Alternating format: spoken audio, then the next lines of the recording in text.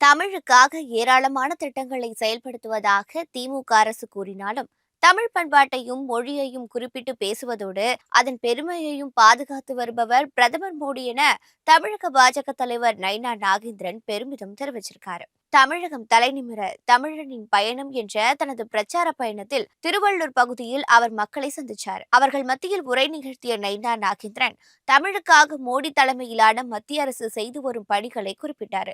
உத்தரப்பிரதேச மாநிலம் காசியில் தற்போது தமிழ் சங்கமம் நடைபெற்று வருவதாகவும் ஆண்டுதோறும் இந்த நிகழ்வு நடத்தப்படுவதாகவும் குறிப்பிட்டார். அதேபோல் உத்தரப்பிரதேச மாநிலத்தில் இருக்கும் பள்ளிக்கூடங்கள்ல தமிழ் கற்பிக்கப்படுவதாகவும் தெரிவிச்சிருக்காரு.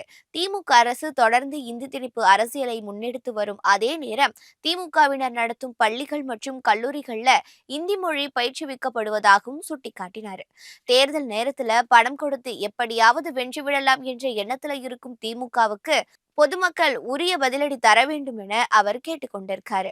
திமுக கூட்டணியில இடம்பெற்றிருக்கும் விடுதலை சிறுத்தைகள் மற்றும் காங்கிரஸ் ஆகியவை அங்கிருந்து விரைவில் வெளியேறும் என குறிப்பிட்ட நைனா நாகேந்திரன், எது எப்படி இருந்தாலும் வரும் தமிழக சட்டமன்ற தேர்தலில் தேசிய ஜனநாயக கூட்டணி மிகப்பெரிய வெற்றியை பெறும் என நம்பிக்கை தெரிவிச்சிருக்காரு.